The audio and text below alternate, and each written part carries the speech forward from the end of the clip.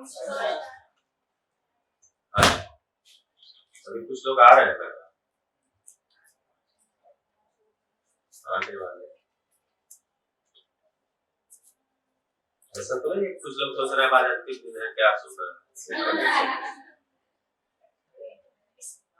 हाथी निकल गए, पूछ बाकी है।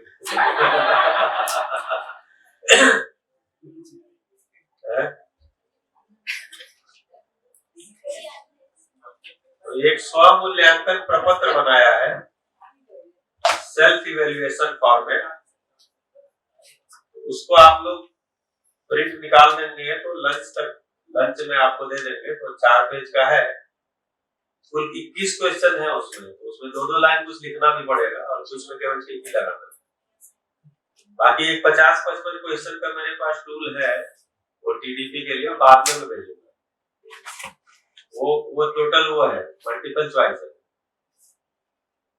तो वो अपना सेल्फ इवेल्युएशन ही है कि हमको कितनी बार पकड़ में आई है। आप सभी लोग गूगल फॉर्म यूज कर लेते हैं, टीडीपी सभी लोग? अच्छा, तो मैं गूगल फॉर्म पे ही बनाऊं, मतलब गूगल फॉर्म में बना हुआ है, स्कोर भी आ जाएगा। अच्छा है कि स्कोर आपके ही पास आता है।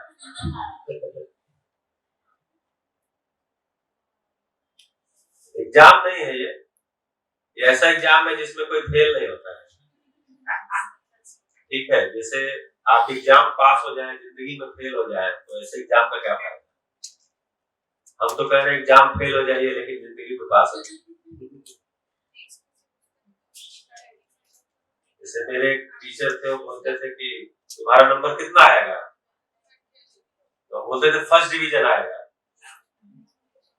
बोलते थे अच्छा आदमी, हाँ जी, आदमी कौन सा अच्छा होता है, वो बोले हमसे आदमी कौन सा अच्छा होता है।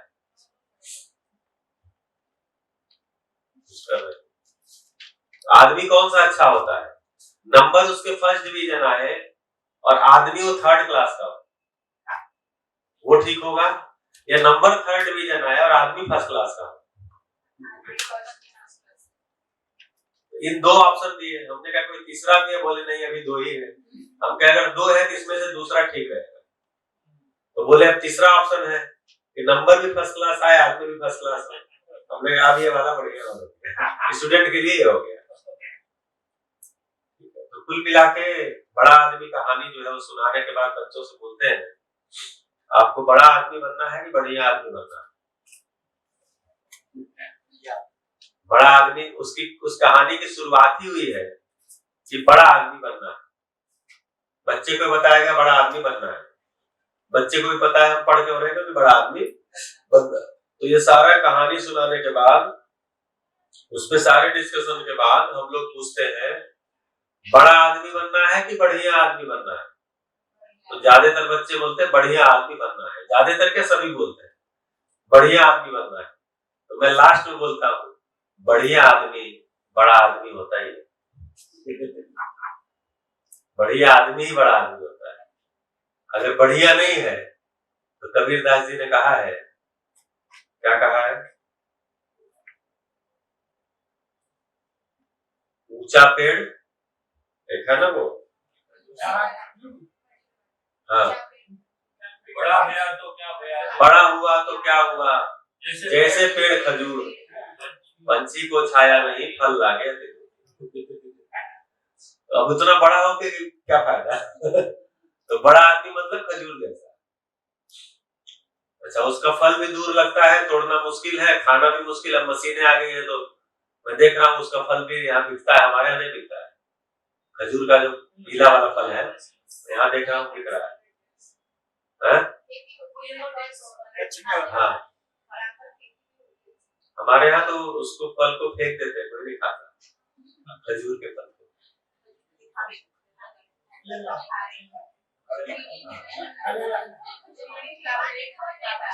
तो हो सकता है खजूर की वैरायटी वहां की अलग होगी, इसलिए मैं नहीं खाता।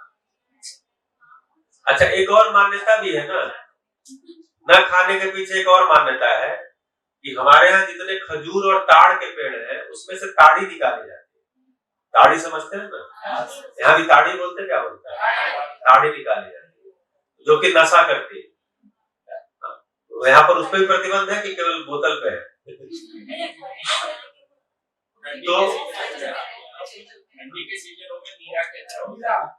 हाँ, तो चूंकि ताड़ी हम लोग यहाँ अच्छा नहीं मानते हैं, इसीलिए हो सकता है खजूर भी ना खाते हो, लेकिन यहाँ मैं खा के देखा हूँ तो खाने लायक बढ़िया चीज है।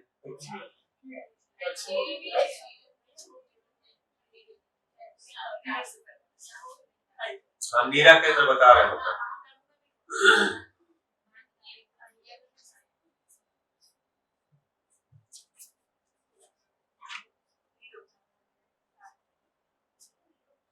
कबीरदास जी का निधन, अभी पर्व को मैं बता रहा था, कबीरदास जी का निधन जो हुआ था वो मेरे गांव से 7 किलोमीटर दूर। एक्चुअली कबीरदास जी का जन्म मतलब पले बड़े बनारस में, काशी में। तो संवत 1680 अस्सी गंग के तीर, श्रावण शुक्ला सप्तमी, तुलसी धरो शरीर। तुलसी का है वो, अच्छा कबीर का नहीं है। कबीर का भी जन्म काशी में हुआ था, तुलसी का भी हुआ था। तो कबीर का जन्म जो है वो काशी में हुआ और वहां पर उनके घर में कपड़ा बुनने का काम होता था, जुलाहे का काम होता था, कपड़े की बुनाई करते थे। तो ये कहे लोग उनसे कहते थे कि काशी में जो मरता है वो सीधे बैकुंठ में जाता है, स्वर्ग में जाता है।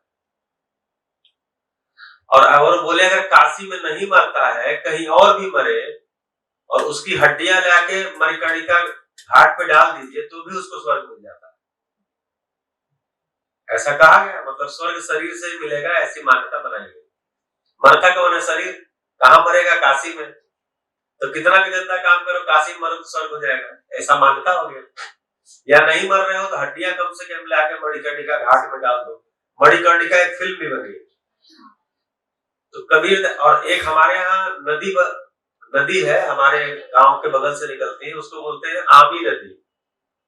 आमी आमी आमी, आम से आमी, तो उसको सापित नदी बोला जाता है। सापित, उसको साफ है मतलब वो पवित्र नदी नहीं है, ऐसा बोल दिया, जबकि नदी तो सभी पवित्र होती है। हमारा सारा गंदगी उठा के ले जाती है, तो पवित्र से पवित्र कौन होगा। नदियों के किनारे सारे शहर बसे, उसमें ऐसा मान्यता हो गया। तो कबीरदास जी का चूंकि पूरा रिकॉर्ड है कि मान्यता को तोड़ना है कि नहीं। काकर पाथर जोड़ के मंदिर दियो बनाए, मस्जिद दियो बनाए, ताजल मुड़ा बाग देकर बारह अमर खुदाए। ठीक है, पाथर पूजे हर मिले तो मैं कबीरा पूजे पहाड़। तो ऐसा सब वो मान्यताओं को तोड़ने वाला काम वो करते थे। तो उन्होंने कहा कि मैं तो आमी नदी के किनारे ही मरूंगा और मगहर में मरूंगा। मगहर चूंकि सबसे अपवित्र जगह मानते थे उस समय, बोले मैं मगहर में ही मरूंगा और आमी नदी के किनारे मरूंगा। फिर अंत समय में वहीं आ गए, वो काशी से लगभग 280 किलोमीटर दूर मगहर में आ गए और वहीं रहने लग गए, वहीं उनका निधन हुआ। तो अभी वो बस्ती जिला कहलाता था। अयोध्या, बस्ती के बाद अयोध्या आता है, मतलब इधर से जाएंगे अयोध्या, अयोध्या के बाद बस्ती, तो बस्ती जिले में आता था। तो मायावती मुख्यमंत्री हुए तो उन्होंने फिर एक नया जिला बना दिया और उसका नाम ही रख दिया संत कबीर नगर। तो आमी मतलब नदी तो सभी पवित्र होती है, नदी न हो तो आदमी कैसे जिंदा रह पाएगा। नदियां तो हमारा सारा गंदगी लेके जाती है, नदियां ना हो तो हमको पानी कहाँ से मिलेगा। पानी सारा पहाड़ों से आता है, जो आदमी के पीने का है, बारिश से आएगा, पहाड़ों से आता है। जमीन के अंदर का पानी आदमी के लिए थोड़ी है। मतलब ज्यादा गहराई पे जाके पानी निकाल के पीना ये ठीक नहीं है प्रकृति के हिसाब से। और वो पानी का में जहरीलापन भी होता है, आर्सेनिक ज्यादा होता है, ऐसा मैंने कहीं रिपोर्ट पढ़ा कि जितना नीचे जाएंगे उतना पानी खराब मिलता है। क्योंकि नीचे का पानी जो होता है पेड़ पौधों के लिए होता है, जिन पेड़ पौधों की जड़ें 300-400 फीट नीचे जाती है उनके लिए वो पानी है। और पौधों के अंदर चूंकि प्यूरिफाई करने का इंटरनल जुगाड़ है।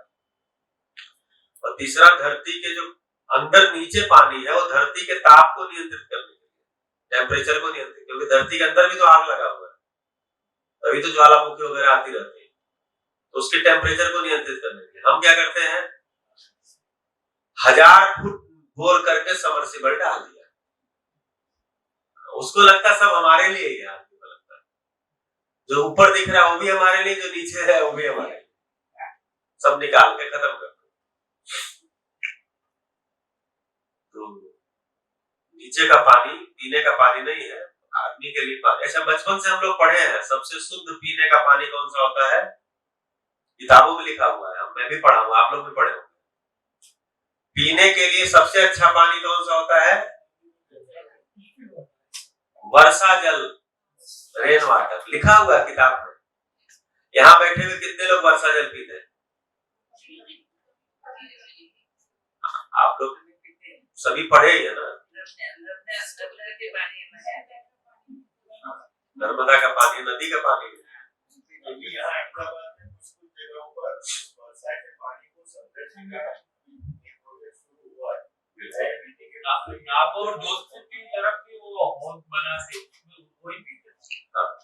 तो नमस्ते। सबसे अच्छा वही है कि जैसे मैं जहाँ रहता हूँ दिल्ली और गाजियाबाद के बॉर्डर पे, तो वहां पर इंदिरापुरम में बसाया गया है। आप में से भी उधर गए उधर पता होगा। हापुड़ से आते हैं तो इंदिरापुरम बहुत बड़ा एरिया पड़ता है, हापुड़ से दिल्ली आते हैं। तो इंदिरापुरम में कम से कम मतलब उसमें इतने खंड हैं, खंड वहां नाम रखा है, न्याय खंड, अभय खंड, ज्ञान खंड, नीति खंड, शक्ति खंड, अब वैभव खंड, अहिंसा खंड, ऐसे करके बना है। और सब में हजारों हजार बिल्डिंग है, मतलब 3.5 लाख लोग रहते हैं उतनी ही दूरी में।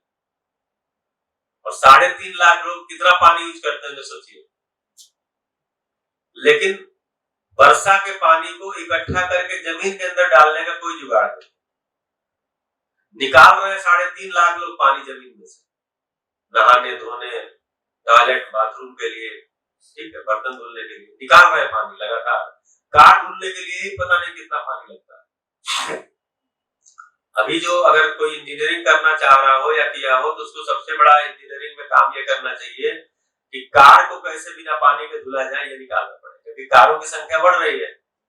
अभी पता नहीं पीने वाला पानी हम कार धुलने में सारा फेंक रहे हैं, सड़क पे बहा दे रहे हैं, इतना सारा पानी जाता है। और धरती के अंदर पानी जाने का कोई जुगाड़ नहीं, कोई ताल पोखरा है ही नहीं। जिसका परिणाम क्या है कि मैं जिस बिल्डिंग में रहता हूँ उसमें हर साल गर्मी में 3-4 फीट एक्स्ट्रा पाइप जोड़ना पड़ जाता है, क्योंकि उतना नीचे हर साल इतना, मतलब 1.5-2 फीट जाता होगा तो 3-4 फीट डालते हैं नीचे पाइप। तो अब 1.5-2 फीट अगर हर साल जाएगा तो कितना नीचे जाएगा, आप सोचिए ना। तो पानी को अंदर लेने का कोई जुगाड़ नहीं है, निकालने के हमने सारे जुगाड़ कर लिए। ऐसे ऐसे सबमर्सिबल बना दिए कि 1000-1200 फीट नीचे से पानी खींच ले रहा है। ये डबल लगा दिया सबमर्सिबल कनेक्ट करके, कुछ वो फुल किया फिर कुछ वो फुल किया, ऐसे करके हम खींच रहे हैं। चलिए, आप बताए थे कैमरा रेडी नहीं, इसलिए मैं कुछ और बात कर रहा था। नहीं रेडी, ये लाल लाइट आ गया है। लाल लाइट, हम लोग लाल लाइट यहाँ दूसरे काम के लिए यूज कर रहे हैं। तो आज का प्रश्न मैं सुबह ही बोल दूं, थोड़ा आपकी कल्पना में चले।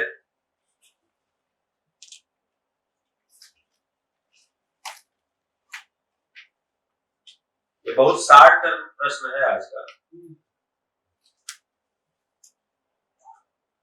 मतलब बहुत शार्ट टर्म का सोचने का प्रश्न है कि बहुत कम समय की चीजें उसको सोचनी है। पिछले एक सप्ताह में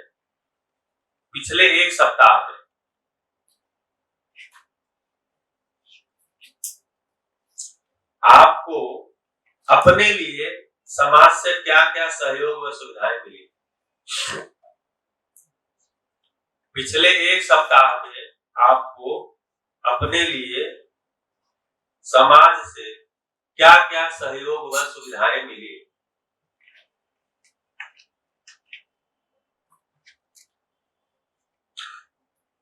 पिछले एक सप्ताह में आपको अपने लिए समाज से क्या क्या सहयोग व सुविधाएं मिली है।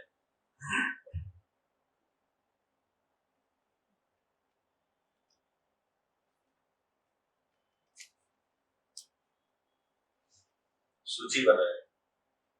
ठीक, यह भी देखें कि इस दौरान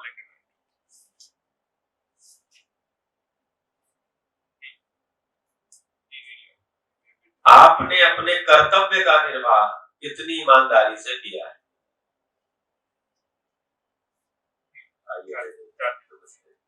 यह भी देखें कि इस दौरान आपने अपने कर्तव्य का निर्वाह कितनी ईमानदारी से किया है।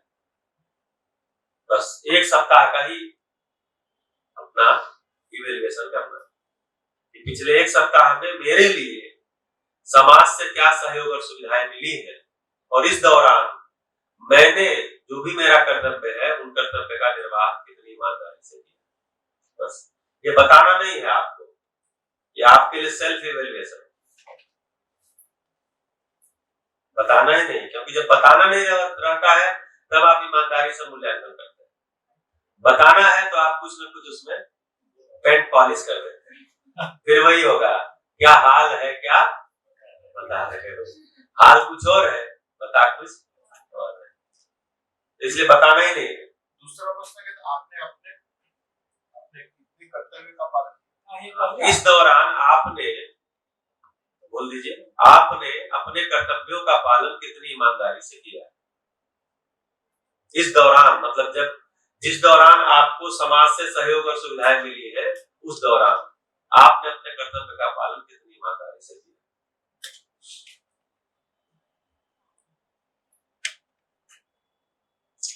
जैसे अध्ययन या अग्रेषण क्रिया, अध्ययन या अग्रेषण क्रिया मतलब आगे बढ़ने की क्रिया, इसमें बाधा क्या है। अध्ययन में बाधा, अध्ययन में बाधाएं किन कारण से होती है, तो एक तो होता है आलस्य, आलस्य के कारण से अध्ययन में बाधा होती है। हमको आलस्य आ रहा है, इसके कारण हम अध्ययन नहीं कर रहे हैं, एक बाधा ही होती है। दूसरा होता है अयोग्यता, अक्षमता, अक्षमता, आलस्य अक्षमता, आलस्य हो रहा है अक्षमता हो रही है, हमको अक्षमता है, मेरे में कोई अक्षमता है, मैं सुन नहीं पाता, देख नहीं पाता, चल नहीं पाता, शरीर में कोई दिक्कत है, बीमारी है, बार बार ध्यान वही जाता है, ठीक है, ये अक्षमता है। तीसरा होता है प्रमाद, प्रमाद समझ रहे हैं क्या।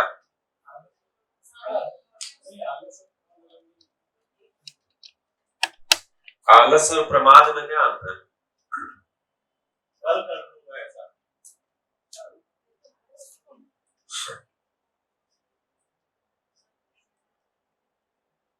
प्रमाद का मतलब होता है कि मैं ज्ञानी हूं, मुझे कुछ समझने की जरूरत नहीं, तो जितना मैं हूं उससे ज्यादा खुद को मान के बैठा हूं, ये प्रमाद है।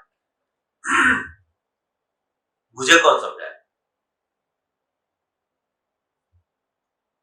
जैसे बताया ना कि नेपाल में जब मेयर से बात हुआ तो मेयर साहब ने कहा कि हमारे प्रिंसिपल्स के लिए शिविर कर दीजिए, हमारे प्रिंसिपल को जो है विजिट करना। हाँ, पहले बोले कि दिल्ली विजिट करना, एक दिन तो इसकी चर्चा मैं कर चुका हूँ, दोबारा नहीं करूंगा। तो उनको लगता है जैसे किसी भी बड़े आदमी से बात करिए तो बोलते नहीं हमारे जो लोअर लोग हैं ना इनको समझाने की जरूरत है, मैं तो ठीक ही। तो ये होता है प्रमाद, प्रमाद के कारण भी अध्ययन में बाधा, किसी पद के कारण, किसी डिग्री के कारण, पढ़ाई लिखाई के कारण, किसी जाति में जन्म लेने के कारण, किसी शहर में रहने के कारण।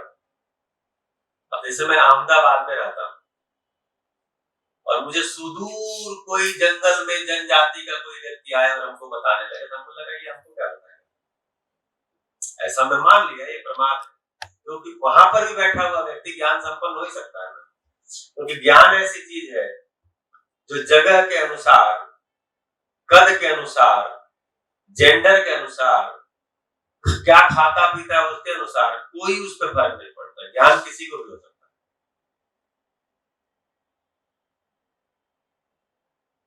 ज्ञान किसी को भी हो सकता है, लेकिन मैं अगर किसी जगह को, पद को अपनी पढ़ाई को, डिग्री को आड़े लाता हूं, और मुझे लगता है मुझे समझने की जरूरत नहीं है, इसी को प्रमाद बोलते हैं। ये अपना ही अधिमूल्यन करके बैठे रहा, जितना हूं नहीं उतना खुद को मान लेना।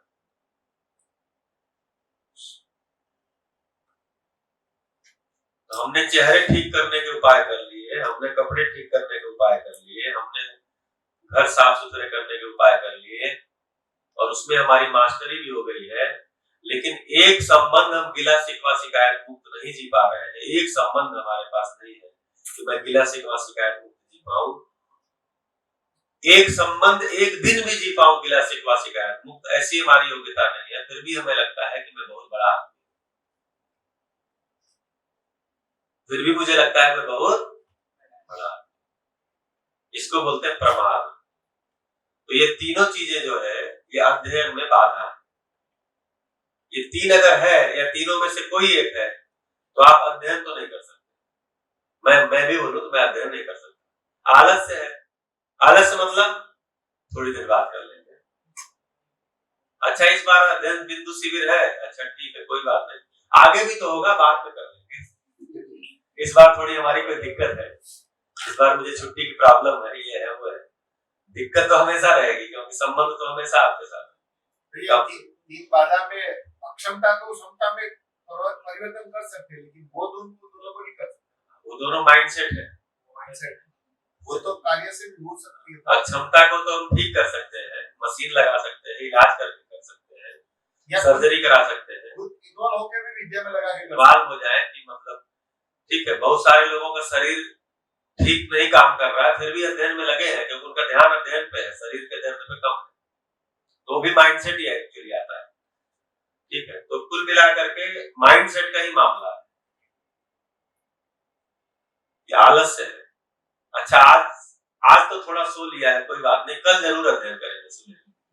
अब वो कल कभी आता नहीं है कि कल भी आज जैसा ही होगा, कल भी आज के जैसा ही होने वाला है। हो सकता है आज से खराबी हो जाए।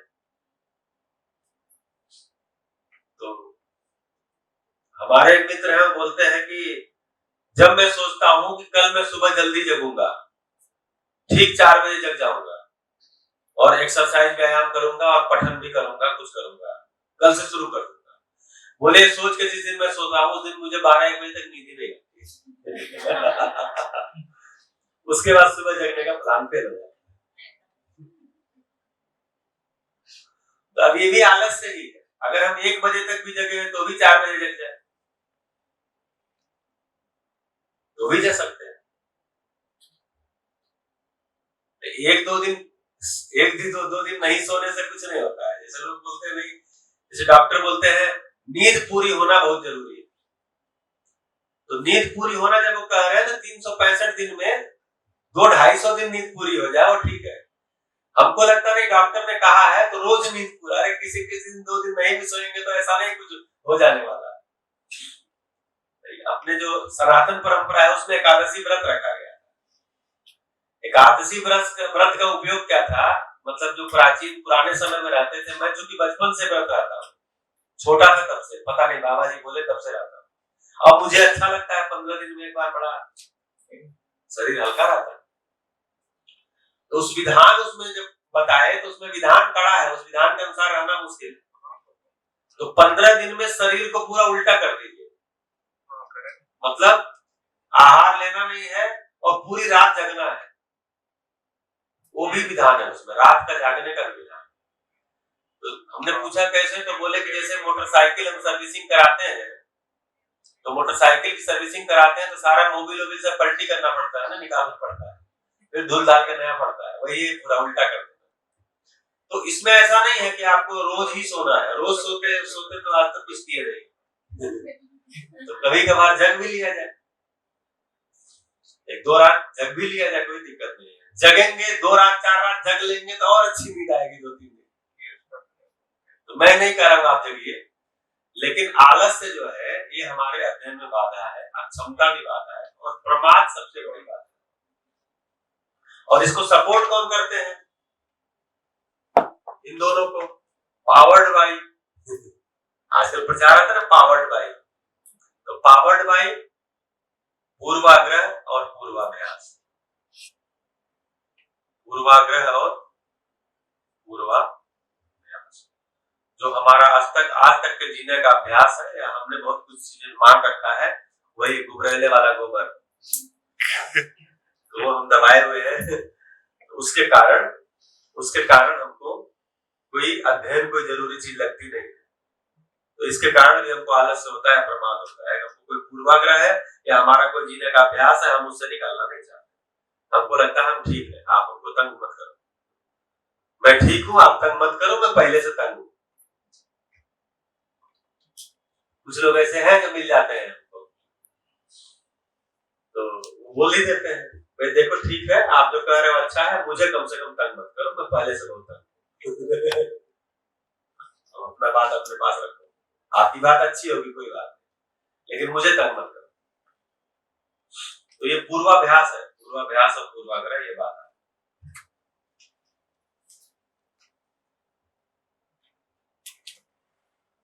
ये जो मूल्य लिखा है इसको बोलते हैं मानव मानव में व्यवहार के मूल्य, मानव मानव में व्यवहार के मूल्य। मूल्य का मतलब क्या रखे थे? मूल्य का मतलब उपयोगिता, मूल्य का मतलब उपयोगिता या महत्व, इंपॉर्टेंस। मूल्य और कीमत में अंतर तो पता है ना, मैं इस शिविर में चर्चा जानबूझ के किया नहीं, क्योंकि आप लोग समझे हुए लोग हैं। तो मूल्य और कीमत में अंतर पता है ना। जैसे इस पेन की कीमत कितनी है? 25 रुपए।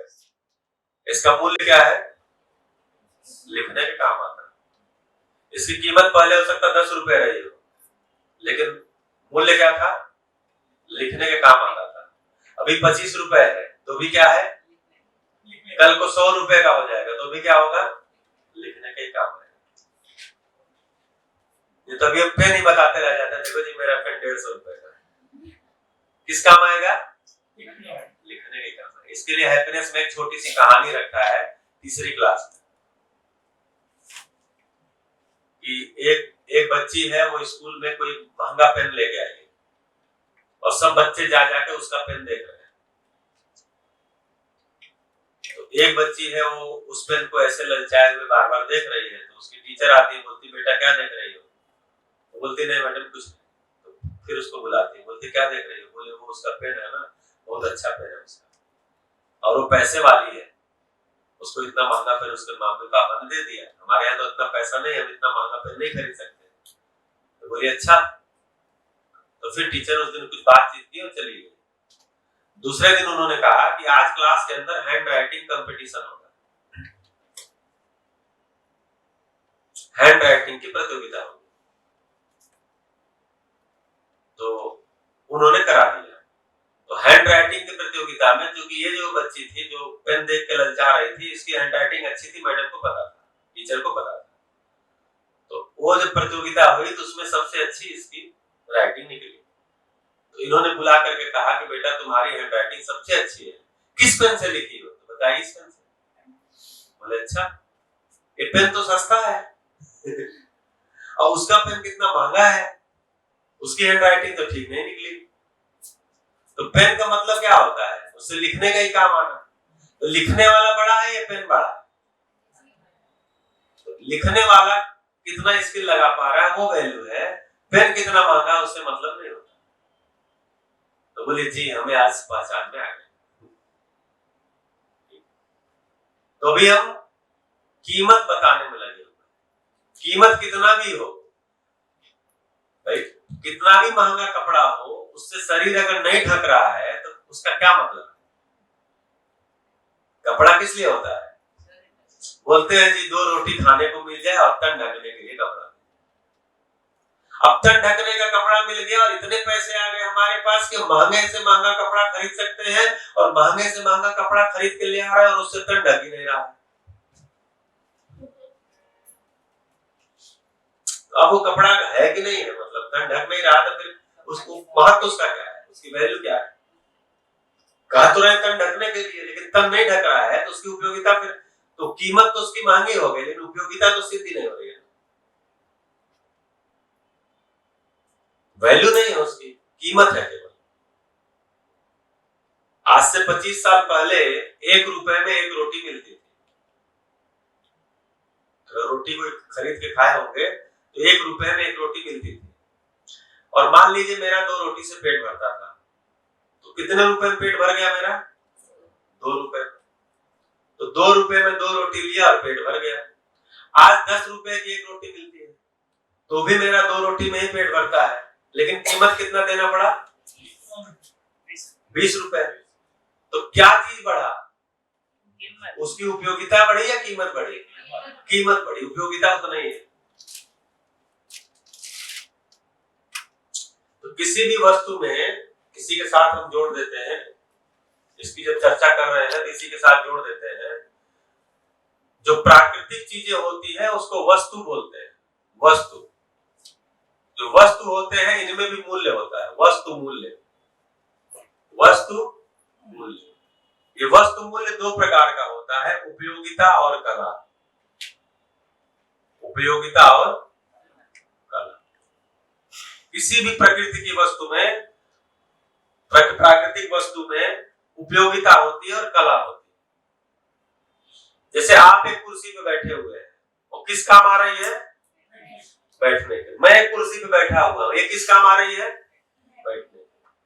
लेकिन अब मेरी कुर्सी का हैंडल भी इधर उधर घूम सकता है, हैंडल नीचे भी हो सकता है, ऊपर भी हो सकता है, ये कुर्सी भी नीचे हो सकती है, ऊपर हो सकती है। ये क्या है? कला है। इस कला से इसकी उपयोगिता बढ़ नहीं रही है। इसमें कितना भी कला लगा दिया तो काम किस आ रही है? बैठने के। उपयोगिता देखेंगे तो उतना ही है इसका, बैठने के काम आ रहे हैं। कला लगा दिया है बस, लेकिन काम तो बैठने के ही आएगा। किसी के पास 5 रुपए का पेन होगा, किसी के पास 50 रुपए का, किसी के पास 100 रुपए का होगा, लेकिन ये उसका काम क्या है? वो लिखने के लिए आती है। जैसे ये पेन है, पेन है नहीं जिसका जो खुल सकता है, खुलने वाला है। अच्छा,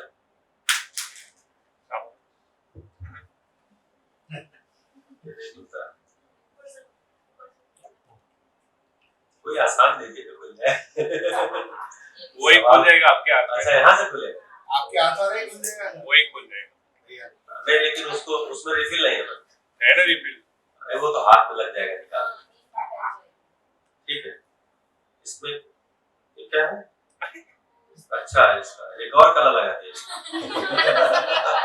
मैं जो कला बताना चाह रहा था इसमें एक और कला लगा दिया, स्प्रिंग नहीं। अच्छा, इससे को आगे नहीं जाता।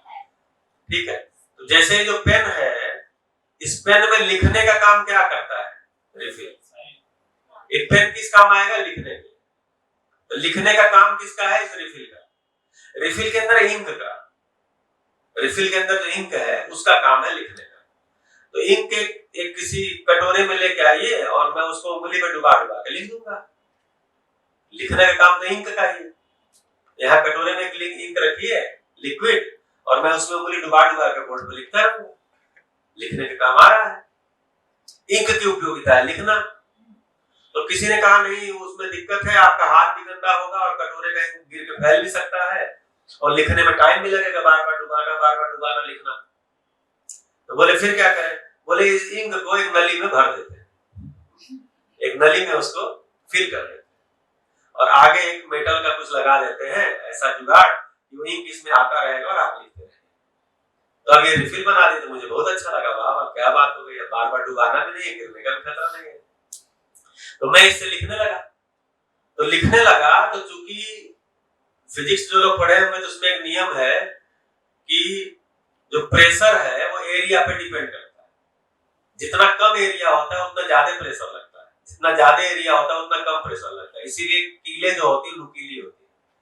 जब नुकीली कील को दीवार में ठोकते हैं, ऐसे लगाते हैं, तो उस पर ज्यादा प्रेशर लगता है तो अंदर घुस जाती है। अगर नुकीली नहीं होगी तो प्रेशर कम आएगा तो वो जल्दी नहीं अंदर जाती।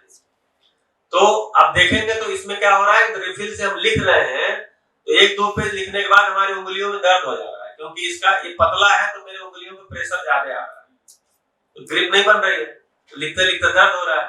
ठीक, अभी भी जब रिफिल में इंक को डाल दिया तो भी ये लिखने के ही काम आ रहा है। ऐसा नहीं रिफिल में डाल दिया तो बिना लिखे ही लिखा जाएगा, तब भी लिखना ही पड़ेगा। उपयोगिता उतना ही है, थोड़ी सी सुविधाजनक सुरक्षा हो गई उसकी, अब इंक गिरेगा नहीं। मेरे हाथ की भी इंक गिरी। अब कोई आए तो बोले कि ऐसा है, इसको इसमें मत रखो, इसको थोड़ा मोटे सिलेंडर में डाल दो, इसमें और इसमें डाल के इस सिलेंडर में डाल दो। बोले अच्छा, और इसको बोले बंद कर दो।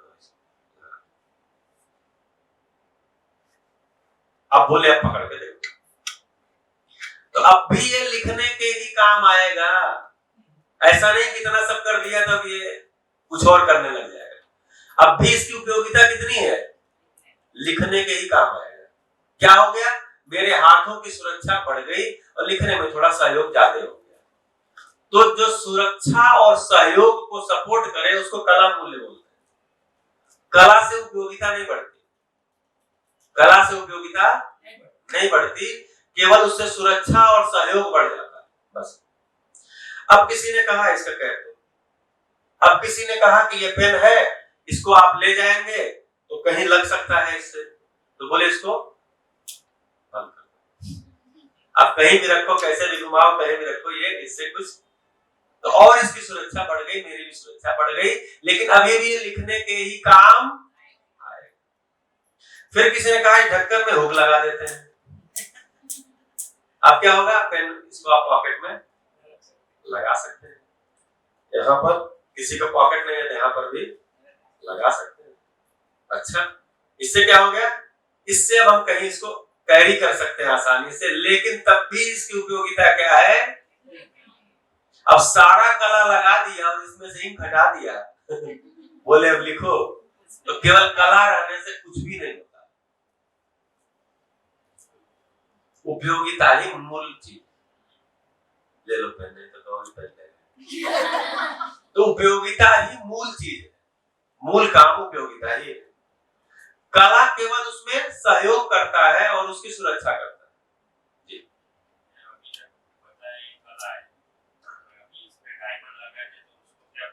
वो भी कला ही है। जैसे उसी पेन में डायमंड लगा दिया तो भी वो लिखने के ही काम आएगा। ऐसा नहीं डायमंड लगा देने से ऑटोमेटिक लिखेगा, वो कला ही है। मतलब हम उसको सुंदर लगने के लिए कुछ कर रहे हैं ना, कला को सुंदरता मूल्य भी बोलते हैं।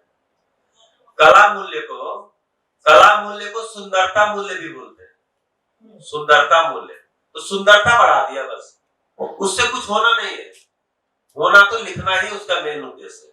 अब सारा डायमंड लगा दिया और उसमें गोल्ड लगा दिया, सारी चीजें लगा दिया, सारा फ्रेम कर दिया, गोल्डन सिलेंडर में कर दिया, पेन की रिफिल जो है वो उसके वो गोल्ड नली बना दिया, सारी चीजें कर दिया और इंक उसमें डाले ही नहीं, और आपको भेंट कर रहे हैं, लीजिए गोल्डन पेन और इसमें डायमंड लगा हुआ है। अच्छा, बहुत अच्छा। और आप जब उसको खोल के लिखने जा रहे हैं, बोले तो लिखता ही नहीं, ये किस लिए, सजाने के लिए दिए है क्या? फेंक नहीं सकते, लेकिन उपयोगी क्या है उसका,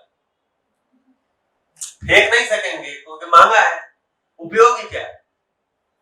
ऐसे ही महंगी महंगी बहुत सारी चीजें हम घर में ले आकर रख दिए हैं, उपयोग नहीं है और फेंक नहीं सकते क्योंकि पैसा लगा है। हाँ, अभी यही कर रहे हैं, बहुत सी महंगी चीजें हम घर में ले आकर रख दिए, केवल महंगा देख के ले आकर रख दिए, उसका उपयोग नहीं है, लेकिन क्या करें, फेंक भी तो नहीं सकते। ज्वेलरीज का यही हाल है, घरों में ज्वेलरी का मैक्सिमम उपयोग नहीं है, तो लॉकर में पड़े हुए, शादी ब्याह पार्टी फंक्शन में आर्टिफिशियल लेके जाते हैं क्योंकि मानव से भय है। दिल्ली में तो कोई आपको नहीं पहना हुआ मिलेगा गोल्डन, बहुत मुश्किल है पार्टी और फंक्शन में, इसीलिए आर्टिफिशियल वालों ने कुछ ऐसा जुगाड़ कर दिया है कि बिल्कुल गोल्ड जैसा लगे। ठीक है, आप उसको पहनो और जो गोल्ड है उसको लॉकर में रख दो, तो क्या हो गया, कोई महंगी चीज लेकर के आए और उसका उपयोगी नहीं है, उसको फेंक भी नहीं सकते क्योंकि महंगी चीज है, तो लॉकर का भाड़ा भर रहे हैं। तो पता चलेगा 10 लाख का ज्वेलरी है और 10 साल में उसमें 1 लाख भाड़ा दे दिए। ठीक है, तो अब क्या हो गया, वही तो चीज महंगी है, फेंक नहीं सकते, क्या करें, अब उसकी सुरक्षा में लगे। तो उपयोगिता नहीं है तो महंगा होने से कोई मतलब नहीं होता।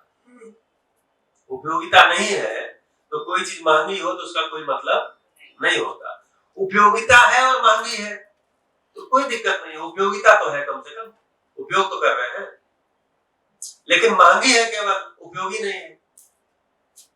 जैसे कपड़े आप देखते हैं जाकर के शोरूम में, कपड़े ले लिए, लेते रखते चले गए, लेते रखते चले गए, लेते रखते चले गए। अब उन बेचारों कपड़ों का नंबर ही नहीं आ रहा है कि मेरा कब नंबर आएगा, नंबर ही नहीं आता। शादी होती है तो शादी में महंगे कपड़े खरीदते हैं, 1 लाख का जोड़ा, 2 लाख का जोड़ा, 5 लाख का जोड़ा, 10 लाख का जोड़ा, लहंगा, ये वो सब खरीदते हैं, और एक ही बार यूज होना, उसके बाद वो शोरूम में वापस भी नहीं कर सकते, क्योंकि मेरे शादी की निशानी है। शादी कैसी चल रही है उन्हें पता है, निशानी गड़बड़ नहीं होनी चाहिए। शादी की निशानी सही रहनी चाहिए, शादी कैसी चल रही है वो मुद्दा नहीं, ठीक है। शादी की फोटो पे स्क्रैच नहीं आनी चाहिए, आदमी पे भले आए, एल्बम पे स्क्रैच नहीं आनी चाहिए। तो क्या हो रहा है कि कीमत अलग चीज है, मूल्य अलग चीज है, और वस्तुओं को देखने जाएंगे तो वस्तुओं में मूल्य जो होता है दो ही होता है, उसकी उपयोगिता और उसकी कला। उपयोगिता के बिना कला बेकार है, उपयोगिता के बिना कला बेकार है। आप कितना भी अपना रंग रोगन कर ले, पेंट पॉलिश कर ले, कपड़े महंगे पहन ले, लेकिन आपसे अगर गिला शिकवा शिकायत और विवाद झगड़ा ही निकलता है तो आपकी तरफ कोई देखेगा नहीं। सुंदर की परिभाषा क्या होती है? सुंदर शब्द आता ना, सुंदर, आप लोग को पता है नहीं? वही आंखों में समुद्र हो, बालों में घटाएं हो, ठीक है, और क्या क्या है, परी जैसा, राजकुमारी जैसा है, सारा दिया महिमा मंडल, ठीक है। तो सुंदर की परिभाषा अगर करेंगे, ये मेरा परिभाषा किया है, दर्शन का नहीं है, लेकिन बहुत सेट होता है। सु यानी सुख, अंदर, सुख प्लस अंदर, सुख है जिसके अंदर वो है सुंदर। क्या बात है, उससे सुंदर कौन हो? सुखी सुख है, तो सुखी सुख बांटेगा, दुखी जिसके पास जो होता है वो उसका बंटवारा करता ही है। तो सुखी सुख बांटेगा, दुखी दुख बांटेगा। तो सुखी आप है तो सुख बांटेंगे, तो आपसे सुंदर कौन है? फिर आपकी नाक चाहे जैसी हो, आपका कलर चाहे जैसा हो, आपके दांत भले ही टेढ़े पेढ़े हो, कोई दिक्कत नहीं है। और अभी विज्ञान ने ऐसा भी कर दिया है कि आप उसकी चिंता ही मत करो, हम ठीक कर देंगे, दांत को ठीक कर देंगे, नाक को ठीक कर देंगे, कलर को ठीक कर देंगे। अगर पूरा ठीक कराना है बताओ, प्लास्टिक सर्जरी कर देंगे, बहुत दिक्कत अगर आपको हो रही है, इसलिए उसके चिंता पड़िए ही मत, अब उसके चिंता पड़िए ही नहीं आप, ठीक है। ये लेकिन इसकी दुकान नहीं है, इसकी दुकान यही है। जैसे शिविर में देखते हैं, आप लोग भी शिविर में गए होंगे, तो पहले दिन आए हुए लोगों की फोटो देखिए, या अपनी फोटो खींच लीजिए पहले दिन, या आपको कोई करीबी शिविर में जा रहा है तो उसके पहले दिन बैठे हुए फोटो खींच लीजिए, और जैसे जैसे शिविर आगे बढ़ता जाता है, आखिरी दिन का उसका फोटो खींचिए, उस आदमी के ही चेहरे में आपको बदलाव दिखता है। इसीलिए हम लोग बोलते हैं जीवन विद्या शिविर नेचुरल ब्यूटी पार्लर। क्या बात है,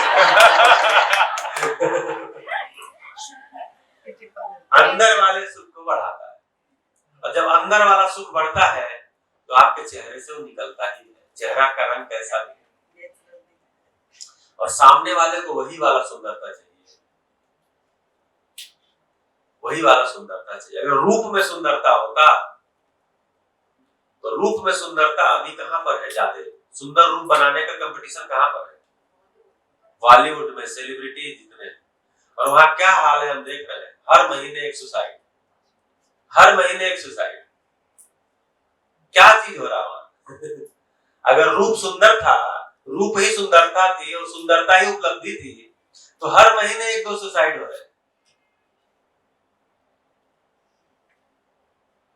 इसका मतलब आदमी को रूप से कहीं आगे की कोई चीज चाहिए, उसका एड्रेस नहीं मालूम है, उसको लगता है रूप से ही मिलेगा, रूप से ही मिलेगा, रूप से ही मिलेगा। तो कंटेंट उसके पास रूप को ठीक करने का है। बाद में पता चलता है कि रूप में तो कुछ नहीं है।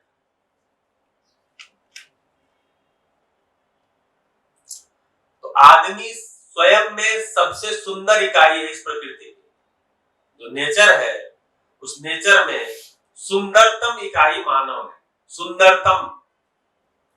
क्योंकि मानव के पास कल्पनाशीलता है और मानव के पास कर्म स्वतंत्रता है, उसके दोनों हाथ फ्री है, वो सब कुछ कर सकता है।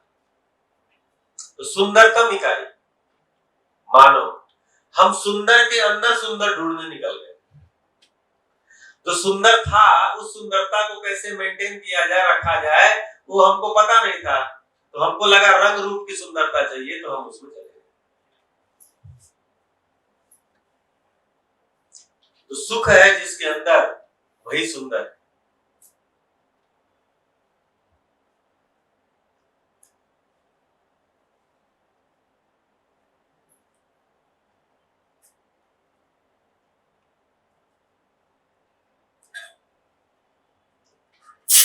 हमारी दादी इस मामले में बहुत सही थी। अभी उनका निधन हुआ है जल्दी, तभी मेरा बाल वाला भी छोटा है, अभी तक बड़ा हुआ नहीं, 2 महीना हो गया है। तो दादी जी का भी निधन हुआ है 92 ईयर के। तो जब भी कोई शादी देखने जाता था तो बोलते थे कि कहाँ गई लाला, भोजपुरी में कहाँ गई लाला। बोले अरे वो शादी वादी देखने की बात चल रही है। अच्छा अच्छा, तब कहा भाई क्या हुआ?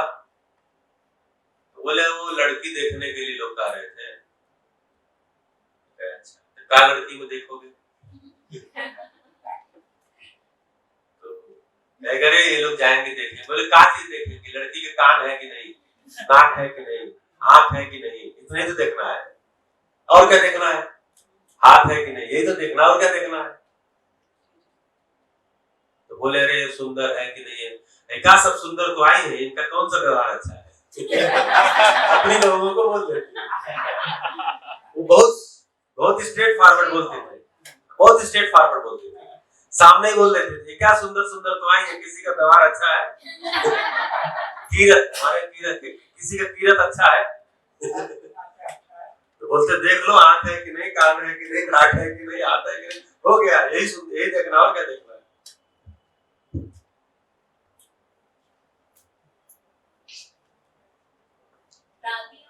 से बिल्कुल प्लेन आपको ट्रूथ फैक्ट मिलता है, बहुत सरल थे, बिल्कुल सीधा।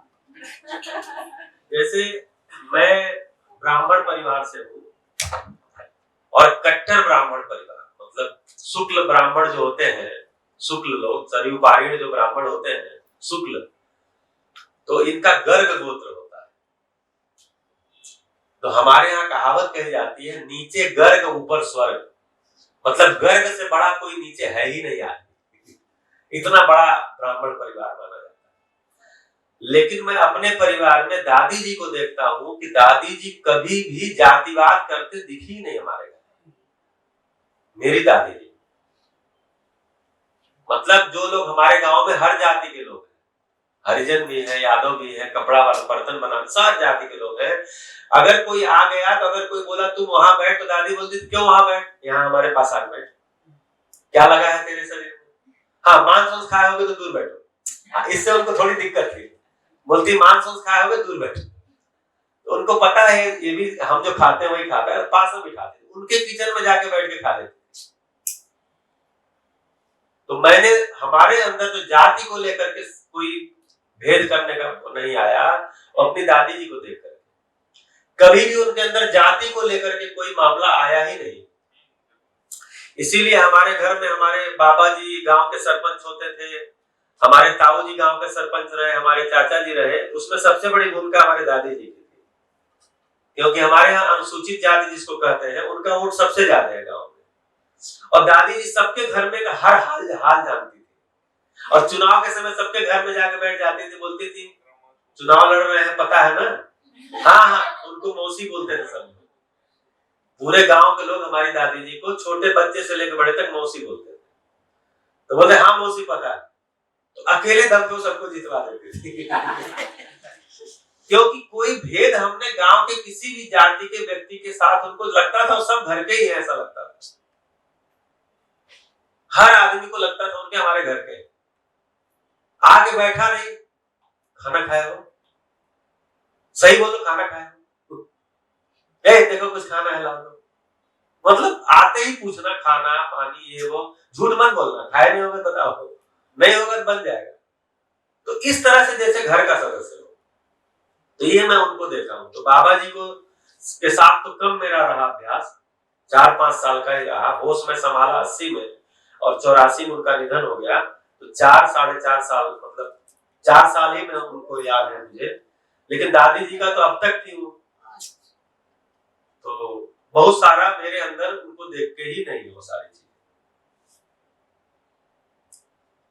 तो कुल मिलाकर के जो मानव की सरलता है, तो सुख है जिसके अंदर, यानी मानव सुखी होगा तो कैसा होगा? भाव भंगिमा अंगहार से मुक्त होगा। उसको रूप का, पद का, धन का, बल का, देखिए रूप तो होता ही होता है कोई ना कोई।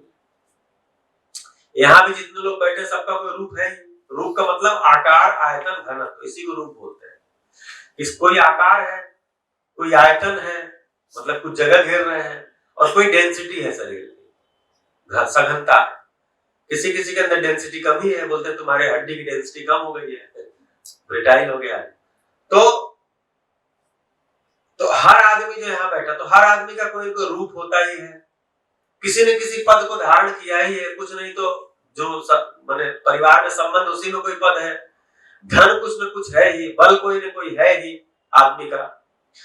ये सब चीजों को होते हुए भी इसके होने का कोई भान न रहना, यही है सरलता।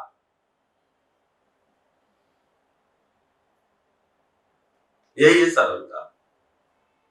रूप को होते हुए भी रूप के चक्कर में नहीं जाना, पद होते हुए पद को चक्कर में नहीं जाना, धन होते हुए भी धन का सदुपयोग करना। धन ही है, मान लीजिए हमारे पास, मैं नहीं कुछ कमा रहा हूँ, तो मेरे पारिवारिक धन तो है मेरे पास। जैसे मेरे नाम से 6 एकड़ खेती आएगी मेरे गांव में। अभी हमारे यहाँ पिछली पीढ़ी में ही बंटवारा नहीं हुआ। हमारे पिताजी 5 भाई हैं, उन 5 भाइयों की संपत्ति का आज तक बंटवारा नहीं हुआ। जबकि मेरे पिताजी, उसके बाद हम लोग आ गए, हमारे भी बच्चे हो गए, उनकी भी शादियां शुरू हो गई, लेकिन अभी बंटवारा नहीं हुआ। लेकिन अगर वो बंटवारा हो जाएगा तो 5 पार्ट में होगा, 5 पार्ट में फिर मैं 2 भाई हूँ, मेरे में बंटवारा होगा तो मुझे भी 6 एकड़ जमीन मिलेगी।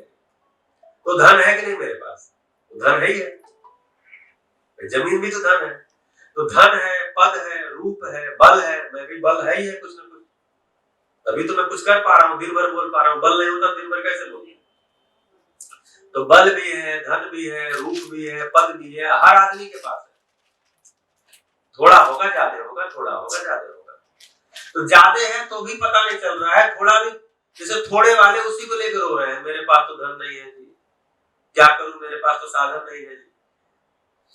ये भी एक तरह का अहंकार ही है, ठीक है। तो सरलता, सुख का मतलब ये हुआ कि सरल हो जाना, यानी रूप पद धन बल के साथ नहीं जीना, अपनी उपयोगिता के साथ जीना। जो मैंने यहाँ लिखा था, उपयोगिता ही पहचान है, मेरी उपयोगिता ही मेरी पहचान है। तो इसको मानव में व्यवहार के मूल्य क्यों कह रहे हैं? तो मूल्य का मतलब क्या होता है? उपयोगिता। मूल्य का मतलब उपयोगिता। तो मानव में व्यवहार के मूल्य, इसको क्यों कहा जा रहा है? कि मानव और मानव के बीच में व्यवहार इससे कम में उपयोगी ही नहीं होगा, इसलिए उसको मानव के बीच में मूल्य कह रहे हैं। जैसे 2 मानव बैठे हुए और उनके बीच में विश्वास ही नहीं है, अब वो संबंध उपयोगी होगा? वो व्यवहार कुछ ही उपयोगी होगा? उन दोनों में आपस में सम्मान ही नहीं है, उनमें स्नेह ही नहीं है, ममता वात्सल्य है ही नहीं, कृतज्ञता है ही नहीं, तो व्यवहार ही उपयोगी नहीं होगा। वो व्यवहार उपयोगी होगा ही नहीं, इसीलिए बोल रहे हैं व्यवहार उपयोगी ही तब होगा जब इन मूल्यों के साथ होगा। इसीलिए इसको मानव में व्यवहार के मूल्य कह रहे हैं। ऐसे ही 4 जीवन मूल्य लिखा था: सुख, शांति, संतोष और आनंद। ये 4 मानव जीवन मूल्य लिखे थे। जब जीवन क्रिया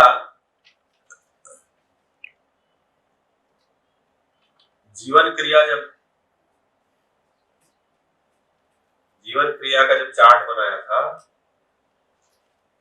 इसमें ये मूल्य लिखे हुए थे। ठीक है, ये हमारा फोटो यही है, ऐसा मैं बना देता हूँ सब जगह जल्दी से। तो ये सुख, शांति, संतोष, आनंद, इनको जीवन मूल्य बोलते हैं। जीवन मूल्य। इसको क्यों जीवन मूल्य बोलते हैं? कि इससे कम में जीवन उपयोगी ही नहीं है। जीवन दुखी है, क्या उपयोगी होगा? मैं दुखी हूं, मैं जीवन हूं, शरीर को चलाता हूं और मैं दुखी हूं। अब मैं क्या उपयोगी होगा? जहां बैठूंगा रोऊंगा, गाऊंगा, दुख की चर्चा करूंगा, दुख ही बांटूंगा। जैसे बहुत से लोग आप देखते हैं कि बीमार है, तो शरीर बीमार हो सकता है, इसमें कोई बड़ी बात नहीं है। कोई भी गंभीर भी बीमारी हो सकती है, हल्की बीमारी हो सकती है, क्योंकि शरीर वंशानुसंगी है और शरीर प्रकृति से प्रभावित होता है। आहार विहार का उसमें असर आता है, तो बीमार हो ही सकता है कोई। तो जैसे आदमी बीमार अगर हो गया है तो कोई 1-2 अंग बीमार होंगे, ठीक है, कि 100% बीमार है कोई 100% भी होगा, वो तो अंतिम स्थिति होती है। लेकिन आप देखेंगे कुछ लोग हैं कि उनको कोई बीमारी हुई है तो सुबह से शाम तक उसी की चर्चा करेंगे, उसी की चर्चा करेंगे। उनको लगेगा दुनिया सब बीमारी हो गई है, या क्यों और लोग बीमार हो नहीं जा रहे हैं मेरे जैसे, वो हमेशा उसी की चर्चा करेंगे। सर दर्द भी कितना डिस्कस कर रहे हैं सब। हाँ, सर दर्द जो है वही डिस्कस करेंगे। एक्चुअली बातचीत का कोई मुद्दा ही नहीं है लोगों के पास। जब आप जनवाद पढ़ेंगे, जनवाद, तो जनवाद जो लिखा है बाबा जी ने, एक्चुअली जन चर्चा में कौन कौन से मुद्दे लाने चाहिए उसी पर पूरा वो फोकस है। और वही एक ऐसी पुस्तक है जो शिविर नहीं किया है वो भी पढ़ के समझ सकता है, बाकी तो शिविर नहीं किया नहीं समझ में आएगा। तो जन चर्चा में, अभी जन चर्चा में कौन से मुद्दे हैं? हाँ जी बताओ, और क्या हाल चाल है? बोले जी बढ़िया है। और बेटा क्या कर रहा है? ये कर रहा है, वो कर रहा है। अच्छा, आपका बेटा क्या कर रहा है? ये कर रहा है। अच्छा, ठीक है। और पिताजी का तबीयत कैसा है? ये है। अच्छा, हॉस्पिटल गए थे क्या? वहां दिखाया था, बीमारी थी, अभी देख रहा हूँ। और कोई डॉक्टर होंगे देखेंगे, दिल्ली भी सुना है कोई वाला उसके डॉक्टर है, ये है। और वाला मकान, हाँ वाला मकान भाड़े को उठा दिया, वहां वाला भी एक और मकान अभी मैंने ले लिया वहां पे। अच्छा अच्छा, ठीक है ठीक है। और क्या हाल है? मतलब यही सब चर्चा है, यही सब चर्चा है। सब्जी तो बहुत महंगी है, टमाटर तो बहुत महंगा, आग लग गया है। टमाटर आग लग गया मत खाइए। टमाटर का इस शरीर जब बना था तो टमाटर थोड़ी मिला के बना था। जब ये शरीर बना था इसमें टमाटर मिक्स करके थोड़ी बनाया गया था, बिना टमाटर के नहीं जिंदा रहेगा। मेरा तो एक ही फार्मूला है, भाई महंगा है तो मत खाइए, अपने आप ही सस्ता हो जाएगा। लेकिन नहीं, हम जैसे मैं एक बार दिल्ली में कुछ सामान लेने गया, तो वहां लोग चर्चा कर रहे थे, बोले टमाटर तो 230 रुपए किलो है। तो बोले हाँ, मुझे ना टमाटर के बिना तो कुछ सब्जी अच्छी नहीं लगती। एक महिला बैठी, जैसे जीभ पे लगता है नहीं कुछ गया। अब यही सब चर्चा है। फिर बोलेंगे मोदी अच्छा कर रहा है, कोई बोलेंगे नहीं बहुत बुरा कर रहा है, फिर बोलेंगे योगी ऐसा कर दिया, फिर बोलेंगे नहीं अमेरिका में हो रहा है, फिर बोलेंगे रूस गलत कर रहा है, फिर बोलेंगे। इतने बड़े बड़े हमारे पास सलाह है, सुझाव। हमको बाइडेन को देने के लिए हमारे पास सुझाव है, और हमारे घर में हमारा बच्चा हमारी बात नहीं। दुनिया के किसी भी समस्या का समाधान मेरे पास है सिवाय मेरे घर के समस्या। मेरे एक मित्र वकील है, तो अभी पता नहीं है कि नहीं, क्योंकि मुझसे ज्यादा उम्र थी उनकी, 20-25 साल उम्र ज्यादा थी। मेरी मित्रता जो है ना ज्यादा उम्र वालों से बहुत ज्यादा है, और मित्र जैसा ही भाव है। तो एक बार हम एक जगह बैठा करते थे, तो वो भी आते थे वहां, वकील साहब। तो हमसे बोले, उस समय हमारे यहाँ यूपी में साइंस साइड और आर्ट साइड होता था। 9th में जब बच्चा जाता था तो उसको साइंस पढ़ना कि आर्ट पढ़ना, वहीं पर उसको दीवार खींच जाती थी, तो वहीं तय कर लेता था साइंस लेना कि आर्ट। तो साइंस साइड से कि आर्ट साइड से पढ़ता था। तो हमसे बोलते थे हमारा बेटा ऐसा है, हमारे घर में चर्चा चल रही है, वो साइंस पढ़े कि आर्ट पढ़े, उसका मन है आर्ट पढ़े, मैं सोचता हूँ साइंस पढ़े। अभी इसी में चल रहा है। हमने कहा अच्छा, ये घटना है 1999 2000 की घटना है, आज से 23 साल पहले। तो वो बोलते हैं कि ऐसा है वैसा है और अभी तय नहीं हो पाया है। ऐसे ही बात करते रहे, बार बार आते थे तो यही चर्चा करते थे, बच्चा मान नहीं रहा है, कह रहा हम आर्ट पढ़ेंगे। शुक्ला जी आप ही कुछ बताइए, आप तो टीचर भी हैं। हम कहे बच्चा मिलेगा तो बताएंगे, बातचीत करके देखेंगे उसका क्या मन है। ये मैं उसको टालता गया।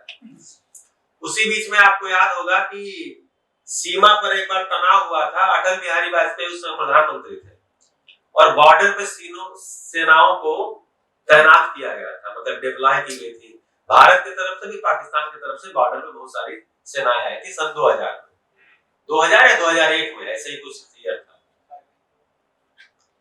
तो कारगिल के काफी दिनों के बाद एक बार और हुआ था तनाव। तो एक दिन वो आते हैं और बैठते हैं वकील साहब और बोलते हैं ये जो प्रधानमंत्री है ना अपना, ये बहुत ही निकम्मा आदमी, पता नहीं क्या सोच रहा है, सेना लगाए हो, हमला करो, खत्म करो पाकिस्तान को, बवाल, पता नहीं क्या सोच रहा है। तो मैं बैठा हुआ था, हमने कहा कि वकील साहब वो आपका समाधान जो बच्चे वाला था हुआ, साइंस लेगा कि आर्ट लेगा? बोले नहीं हुआ नहीं, एक दिन आप घर पे आइए। तो एक हमारे और मित्र बैठे थे, बोले ये क्यों पूछे पता है? बोले नहीं, बोले कि आपके पास अटल बिहारी वाजपेयी को देने के लिए सुझाव है, लेकिन अपने घर में बच्चे को आपको सुझाव। तो वैसे ही हम लोग हैं, चर्चा में तो पूरी दुनिया उलट देंगे, इतनी दुनिया उलट देंगे कि मतलब हम 1 रुपए कमा नहीं सकते और हमारे पास सलाह मुकेश अंबानी को देने के लिए। मैं ऐसे लोगों को जानता हूँ जो निहायत निकम्मे हैं। निकम्मे इसलिए हैं क्योंकि स्वस्थ हैं और कमा सकते हैं, लेकिन कमा नहीं रहे, कुछ नहीं कर रहे हैं, लेकिन उनके पास सुझाव मुकेश अंबानी को देने के लिए। तो हम ऐसे चर्चा, तो जन चर्चा में हम इतने बड़े बड़े मुद्दे लेके आते हैं और हमारे पास समाधान अपने घर की एक समस्या का नहीं। एक भी संबंध हम गिला शिकवा शिकायत मुक्त नहीं जी पाते। तो जीवन उपयोगी कब होगा? जब जीवन मूल्य के साथ होगा। इसीलिए बोले जीवन मूल्य। जीवन मूल्य का मतलब यह जीवन उपयोगी होगा जब उन मूल्यों के साथ होगा। सुखी होगा तो उपयोगी होगा, शांति में होगा तो उपयोगी होगा, संतोष में होगा तो उपयोगी होगा। अब संतोष ही नहीं, हमको ही हमेशा कम पड़ेगा, हम किसी दूसरे के लिए क्या सोचेंगे? तो संतोष ही नहीं है हमको। हालांकि यहाँ जो संतोष कहा जा रहा है संतुष्टि को नहीं कहा जा रहा है। यहाँ कहा जा रहा है जब समाज में अभयता होती है तो संतोष होता है। समाज में भय नहीं है, अब मेरा बच्चा, मेरे पति, मेरी पत्नी, कोई भी बाहर गया हुआ है, मैं संतोष में रहता हूँ, ये सब सुरक्षित ही घर है, इसको बोलते हैं। तो अभयता से संतोष आता है, समृद्धि से शांति आती है, समाधान से सुख होता है, अस्तित्व से आनंद होता है। तो हम अभी अपने सुख में भी नहीं है, सुख में भी मेरा जीवन नहीं है, तो मेरा जीवन क्या उपयोगी होगा? किस काम आएगा वो? किसके लिए काम आएगा? मैं दुख में हूं, पीड़ा में हूं, मैं किसके काम आऊंगा? मुझे तो खुद ही दया की जरूरत है। इसलिए उसको जीवन मूल्य बोलते हैं। जीवन उससे कम उपयोगी नहीं।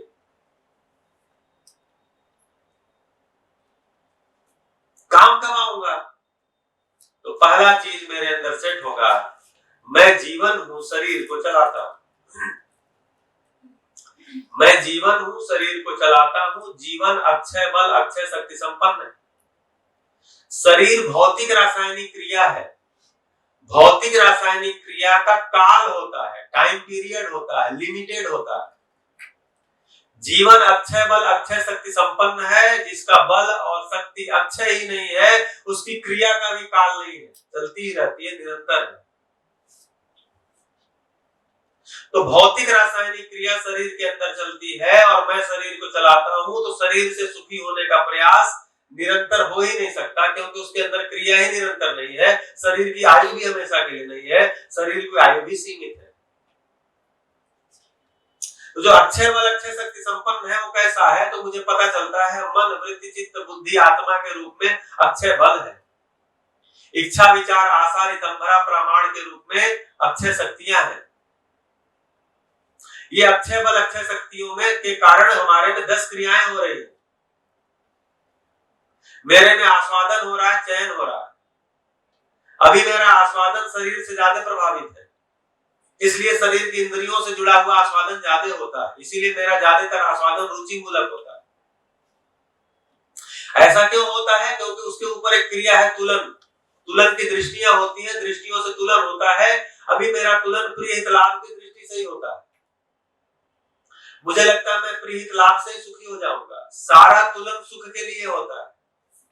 तुलन विश्लेषण क्रिया का मतलब ये है कि चीजों को तोलना, सुख और दुख के अर्थ में, सुख वाली चीजों को इकट्ठा करना, उनकी ग्रेडिंग करना, इसको बोलते हैं तुलन और विश्लेषण। वो मेरे में चलता रहता है। लेकिन चूंकि मेरा दृष्टिकोण प्रिय हित लाभ का ही है, इसलिए प्रिय हित लाभ की चीजों से ही तुलन में मैं पाता हूँ, इससे सुखी हो जाऊंगा। इसलिए मैं रुचि मूलक आस्वादन कर करके सुखी होने के प्रयास में लगा रहता हूँ। जितना प्रयास करता हूँ, बाद में दुखी होता हूँ, बाद में दुखी होता हूँ। दुखी होने के बाद फिर समाधान उसी में ढूंढता हूँ।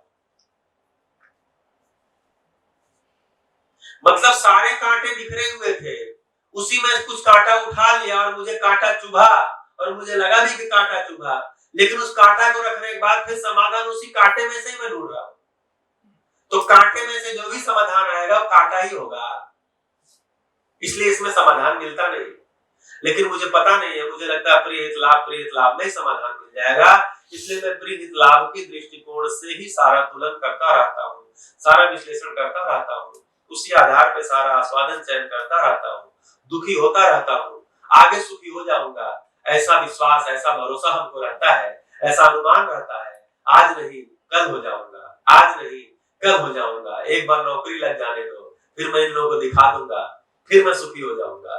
एक बार शादी हो जाए तो सुखी हो जाऊंगा, शादी हो गया तो बच्चे हो जाए तो सुखी हो जाऊंगा, बच्चे हो गए, पढ़ लिख ले तो सुखी हो जाऊंगा, मकान ले लूं तो सुखी हो जाऊंगा, गाड़ी ले लूं तो सुखी हो जाऊंगा, स्विट्जरलैंड एक बार घूम लूं, दुबई एक बार घूम लूं, सुखी हो जाऊंगा। इसी आस से मैं जीता रहता हूँ। कब समय बीत गया पता नहीं चलता। जिंदगी तो बहुत छोटी है, अभी तो लगता है कल ही पैदा हुए थे। जिंदगी जिसको कह रहे हैं, शरीर की आयु कह रहे हैं, इसको देखेंगे तो बहुत तेजी से बढ़ता है। अभी हमको लगता है नहीं हम बड़े हो गए, हमको लगता है अभी तो कल ही पैदा हुए थे, और हम ऐसे कामों में लगे हुए हैं कि हमारे जाने का टाइम आ जाता है, सुखी तो हुए ही नहीं। तो जब ऐसी सभा में बैठते हैं तब हमको याद आता है, तब हमको ध्यान आता है कि मामला कहाँ है। मामला ये है कि समस्या में ही मैं समाधान ढूंढ रहा हूँ, मुझे लगता है समस्या में समाधान हो जाएगा, ऐसा नहीं है। समाधान में समाधान होता है। तो समाधान कहाँ है? तो मेरे दृष्टिकोण में ही बदलाव की आवश्यकता है। मेरा जो सारा चित्रण है वो किसी मान्यता से आया हुआ है, कुछ चीजें हमने मान रखा है, वहीं से सारा चित्रण आया हुआ है। कुछ और मानते जा रहे हैं, उससे नए चित्रण बनते जा रहे हैं। तो मेरा सारा दृष्टि जो है प्रिय हित लाभ का है। दृष्टि में बदलाव होता है तो मैं न्याय दृष्टि को देख पाता हूँ, यानी आदमी को आदमी के रूप में देख पाता हूँ, मानव को उपयोगिता के अर्थ में पहचान पाता हूँ, मानव के साथ तालमेल पूर्वक जीने से सुख होगा ये मैं पहचान पाता हूँ। तो मैं मानव मूल्यों को, जीवन मूल्यों को, व्यवहार के मूल्यों पर मेरा ध्यान जाता है, मैं उसका अध्ययन करना शुरू करता हूँ। पहले ध्यान जाता है कि नहीं, मूल्यों से ही तृप्ति होगी, फिर मैं उसके अध्ययन में जाता हूँ। अध्ययन करूंगा तो मूल्यों का ही करूंगा। क्यों, कहाँ करूंगा अध्ययन? तो मानव और मानव के परस्परता में करूंगा। उसमें कौन कौन से मूल्य पहचान में आते हैं? तो मानव और मानव की परस्परता में विश्वास मूल्य पहचान में आता है, मानव और मानव की परस्परता में सम्मान पहचान में आता है, स्नेह पहचान में आता है, ममता वात्सल्य पहचान में आता है। श्रेष्ठ कोई है तो उसके साथ कृतज्ञता, गौरव, श्रद्धा पहचान में आता है। मैं प्रेममय हो जाना चाहता हूँ, पूर्ण हो जाना चाहता हूँ, ये मुझे पहचान में आता है। तो मानव के बीच में मूल्यों को मैं पहचान पाता हूँ, उसके तरफ अपनी कल्पनाशीलता को लगाता हूँ, उसके अध्ययन में जाता हूँ, उसकी उपलब्धि, उसको सुन करके इतना अच्छा लगता है, वो उपलब्धि होगी तो कितना अच्छा होगा। तो मैं न्याय पूर्वक जीने लग जाता हूँ, मेरी दृष्टि में न्याय हो जाता है। एक्चुअली मानव सामाजिक न्याय की इकाई है, मानव न्याय ही की तलाश में है, न्याय पूर्वक ही मानव सामाजिक हो पाएगा।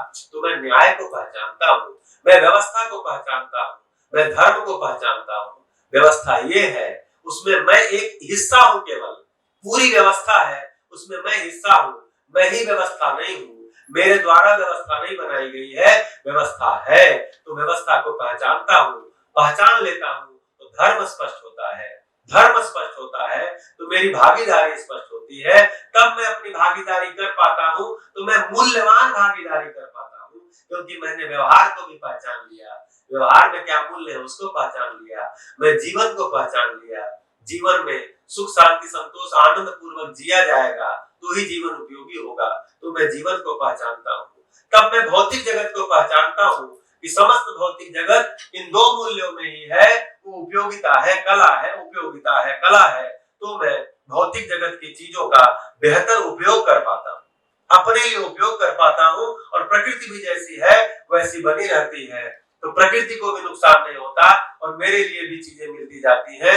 मैं अपनी उपयोगिता, वस्तु की उपयोगिता को पहचान करके अपने लिए उपयोगी वस्तुओं को पहचान के उपयोग करता हूँ, तो उपयोगिता मूल्य को पहचानने वाला मैं ही हूँ, इन सारे मूल्यों को पहचानने वाला मैं ही हूँ।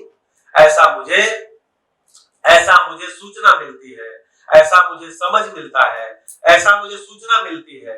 उस सूचना को अपने अंदर लेकर के जाता हूँ, समय देता हूँ, क्योंकि आज तक भी मेरे लिए जो भी उपलब्धियां हुई है, उन उपलब्धियों के लिए भी मैंने समय दिया है और कुछ नहीं किया है, समय दिया है।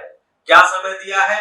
श्रम किया है, श्रम किया है, कुछ समय तक किया है, श्रम किया है, कुछ समय तक किया है, उससे कोई उपलब्धि हुई है, श्रम किया है, कुछ समय तक किया है, उससे कोई उपलब्धि हुई है। तो ज्ञान के लिए भी हम श्रम करेंगे और समय देंगे, श्रम करेंगे, समय देंगे, तो ज्ञान में भी उपलब्धि होगी, ज्ञान में भी उपलब्धि होगी। अंतिम स्थिति क्या है कि मैं मूल्यों का अभ्यास करते हुए आनंद को पा जाऊं, मैं अनुभव को पा जाऊं, मैं जागृत हो जाऊं। तो आप सभी आने वाले समय में जागृत हो जाए, ऐसी शुभकामना है। नमस्कार।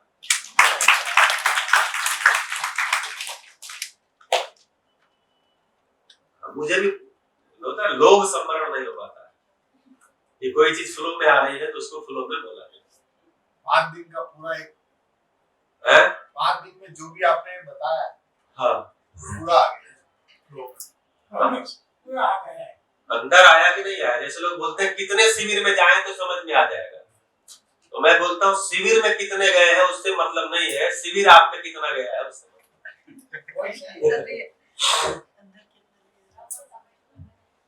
मैं गिना दिया, मैं तो 28 शिविर कर लिया और पता चला कि अंदर कुछ है ही नहीं है। तो बोलेंगे हाँ भैया वो जो आप बोल रहे थे विश्वास मूल्य जरा एक बार फिर बताइएगा। और कितना शिविर कर लिया? 28। एक तो पहला तो ये है कि शिविर कितना भी कर लीजिए कुछ नहीं होगा, शिविर तो 2-4 पर्याप्त है, उससे ज्यादा शिविर करने की जरूरत नहीं होती है। अध्ययन में नहीं जाएंगे तो कुछ नहीं होगा।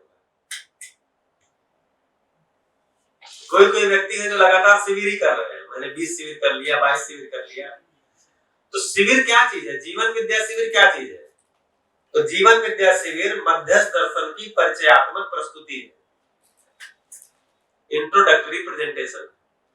इसको और भी अगर आज के बाजार की भाषा में कहेंगे तो मध्यस्थ दर्शन की मार्केटिंग,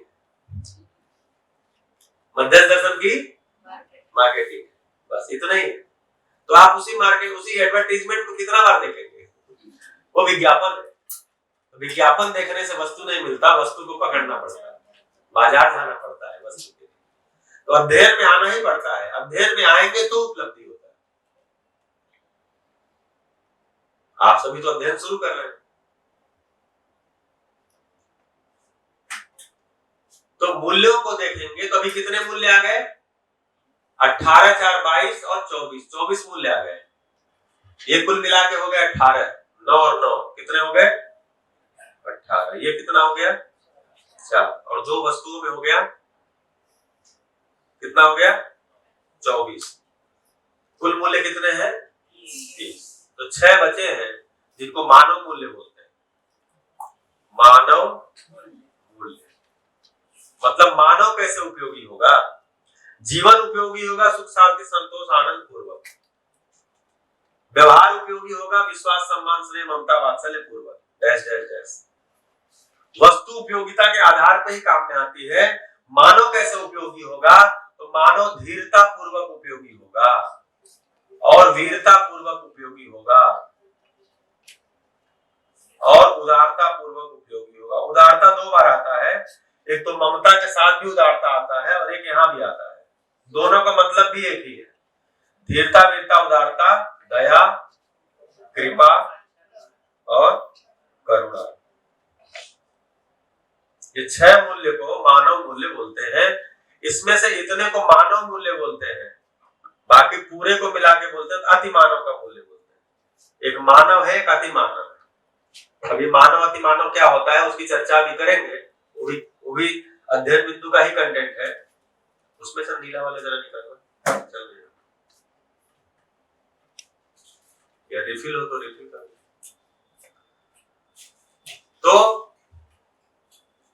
तो धीरता का मतलब क्या होता है? धीरता धैर्य। धैर्य का मतलब ऐसे। धीरता का मतलब धैर्य, धैर्य का मतलब पेशेंस।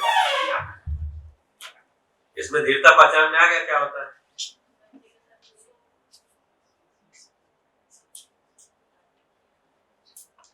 तो परिभाषा संहिता में जाएंगे तो धीरता का मतलब है न्याय में निष्ठा। न्याय में निष्ठा ही धीरता है। न्याय में निष्ठा।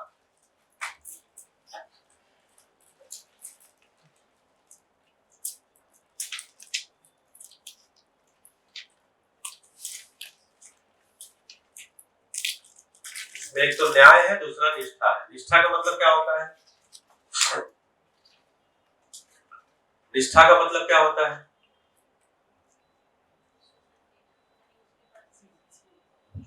निष्ठा का मतलब क्या है? समर्पण। जो बोलते हैं ना मुझे इस कार्य में निष्ठा है।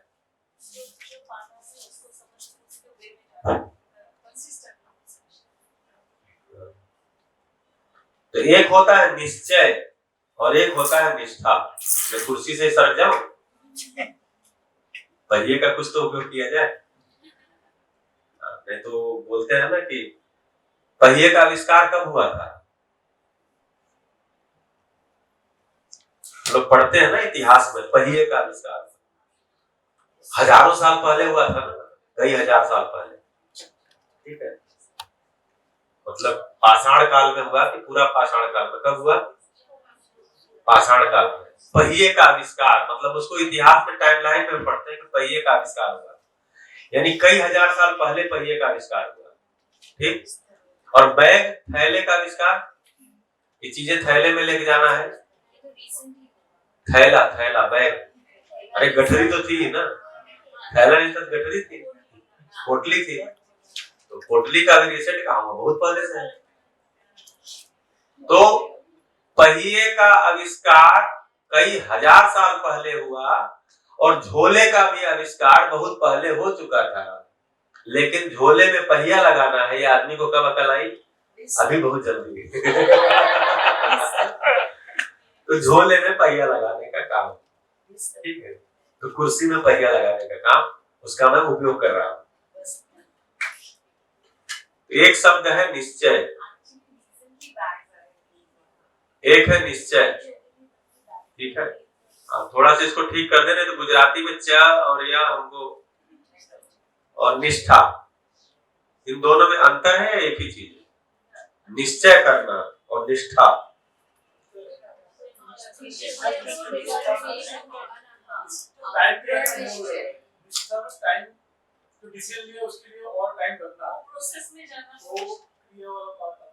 निष्ठा डेडिकेशन होगा किसी चीज को करने के लिए, और निश्चय यानी डिटर्मिनेशन, ये मुझे करना है, निर्णय। ये तो निश्चय ही हो गया ना, मुझे ये करना है, ये निश्चय ही तो हुआ। वो जब डिसाइड करते हैं तो उसको निश्चय बोलते हैं, लेकिन जब लगे रहते हैं अपने इंटीग्रिटी और ऑनेस्टी के साथ तो उसको बोलते हैं निष्ठा के साथ। तो दर्शन में इतनी सटीक हर चीज की परिभाषा दी हुई है, निश्चय की निरंतरता ही निष्ठा है।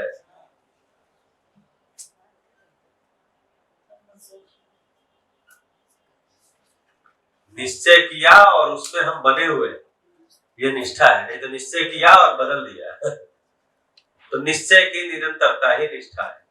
तो न्याय में निष्ठा यानी न्याय पूर्वक मुझे जीना है, ऐसा मेरा निश्चय है और मैं उसमें निरंतर बना हुआ हूं, यही धीरता है। तो न्याय पूर्वक कब जिएंगे? जब न्याय को पहचानेंगे।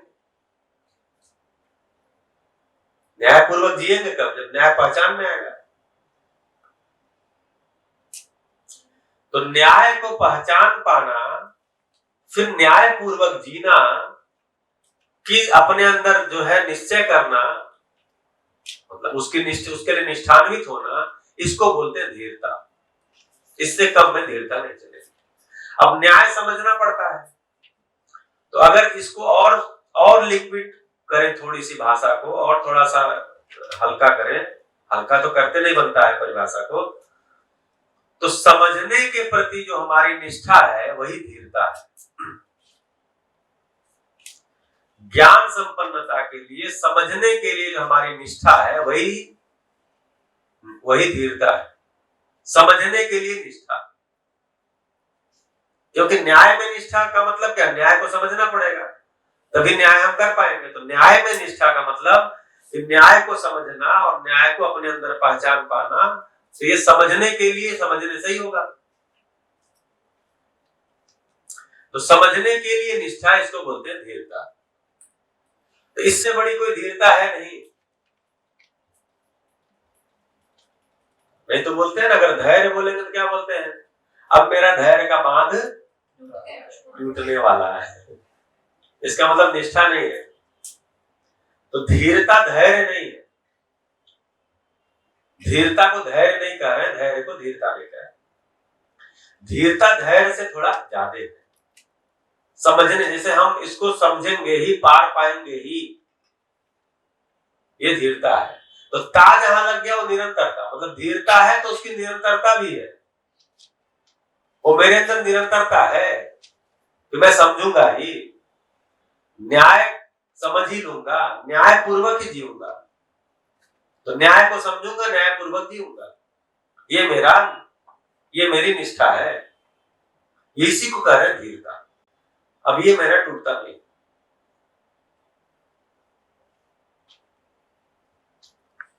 फिर वीरता क्या होगा? तो दूसरे भी न्याय में निष्ठान्वित हो जाएं, दूसरे भी न्याय में निष्ठान्वित हो जाएं, इसका निश्चय करना। मैं ऐसा करूंगा कि दूसरे भी न्याय में निष्ठान्वित हो जाएं, ऐसा अपने अंदर स्वीकृत हो जाना, इसको बोलते हैं वीरता। नहीं, दूसरे भी समझ जाएंगे। कौन करेगा? मैं करूंगा, देखता हूं। इसको बोलेंगे वीरता। उदारता क्या होगा? इसके लिए अपना तन मन धन लगा देना, क्योंकि मानव सामाजिक, न्यायिक सामाजिक इकाई है। तो मानव को न्याय पहचान में आ जाए और मानव न्याय पूर्वक जीने लग जाए, इसके लिए निष्ठान्वित हूं मैं निष्ठान्वित हूं कि मैं न्याय पूर्वक जीने लग जाऊं, और मेरे अंदर ये स्वीकृति है कि दूसरे लोग भी ऐसे हो जाएं। इसके लिए मैं अपनी शक्तियों को लगाऊंगा, इसके लिए मैं अपनी शक्तियों को लगाऊंगा। ये वीरता है कि दूसरे लोग भी न्याय में निष्ठान्वित हो जाएं, इसके लिए अपनी शक्तियों को लगाऊंगा। ये वीरता है। लगाने लग गया, ये उदारता है। तो किसी को मार देना वीरता नहीं है, किसी को समझा देना वीरता है। मारना तो बहुत आसान काम है। हमारे जमाने में लोग बोलते थे कि भाई मारने में क्या लगता है, तो उस समय बंदूक मेरे घर में है। मेरे घर में 4-5, पूर्वी उत्तर प्रदेश में बंदूकों की बड़ी चलन थी, तो मेरे घर में 4-5 बंदूक। तो नली वाली बंदूकें होती थी। अब तो जो अगली पीढ़ी आई वो पिस्टल वगैरह भी रख ली। तो मेरे घर में अभी मैं गया था पिछली बार, तो पिताजी हमसे कह रहे हैं जरा अपना 3 फोटो दे जाना। हमने कहा किस लिए? बोले मेरी उम्र 78 साल हो गई ना, तो मैंने बंदूक का लाइसेंस तुम्हारे नाम से ट्रांसफर करा दिया।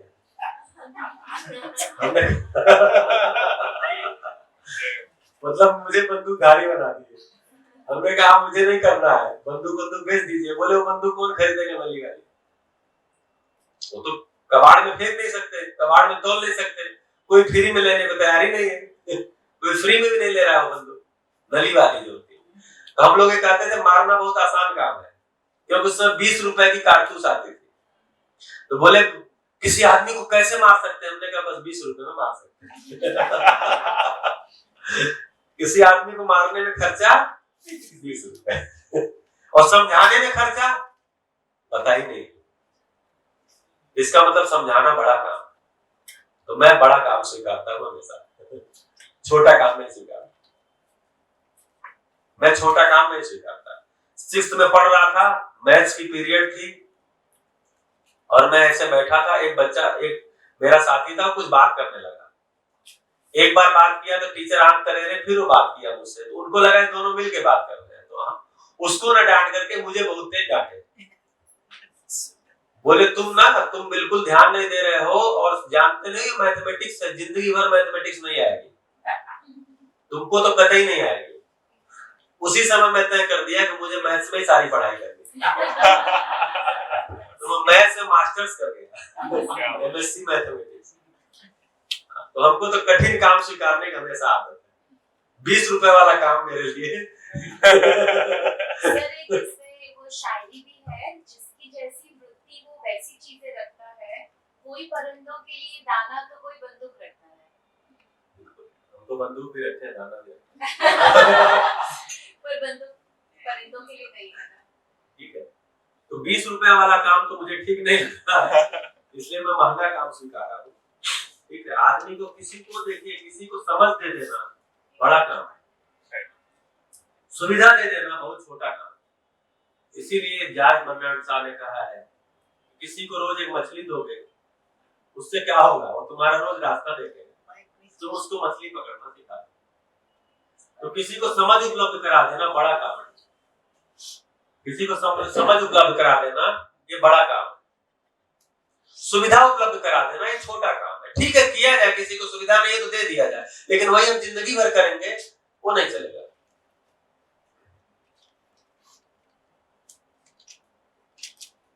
चाय पीने चलते हैं।